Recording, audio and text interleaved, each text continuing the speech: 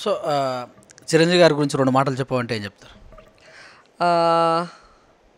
మంచి డాన్సర్, మంచి artist, sensitive personality. మీలో కోటీశ్వరుడు సినిమా వస్తుంది, ఒకటి సినిమా కాకుండా షో వస్తుంది కదా చిరంజీవి గారితో. సో ఆ రోజు చూశారు కదా చిరంజీవి గారు చాలా రోజుల తర్వాత, అంటే పొలిటికల్గా మా ఇద్దరి మధ్య చాలా ఫైట్ జరిగిన తర్వాత, కలిసిన తర్వాత తిట్టుకోవటమే ఉంటుంది. నిజాలు చెప్తే తిట్టుకున్నట్టుంటే అట్లాగా పార్టీ సిద్ధాంతాలే కదా.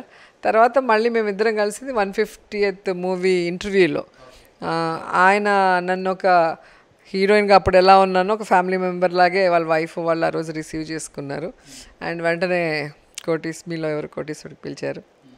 మళ్ళీ ఆ పాత రోజులు గుర్తు చేసుకొని డాన్సులు వేసి సరదాగా కబుర్లు చెప్పుకున్నాం ఆన్ స్క్రీన్లో. చాలా హ్యాపీగా అనిపించింది. తోటి నటించిన హీరోయిన్లు అందరూ కూడా ఏదో మధ్యకాలంలో అందరూ మీట్ అయినట్టుగా మీరు ఉన్నారు అప్పుడు? వాళ్ళు 80s, నేను 90s. సో 80s ఎప్పుడు వాళ్ళు బాగా ఎంజాయ్ చేస్తారు. ఏమంటే వాళ్ళందరికీ పిల్లలు పెద్దవాళ్ళు అయిపోయినాయి, పెళ్ళిళ్ళు అయిపోయినారు, వాళ్ళ రెస్పాన్సిబిలిటీస్ అయిపోయినాయి, వాళ్ళు రిలాక్సింగ్ మోడ్లో ఉన్నారు. కాబట్టి వాళ్ళు డ్రెస్ కోడ్తో ఒక్కొక్కసారి ఒక్కొక్క రకంగా ఎంజాయ్ చేస్తున్నారు.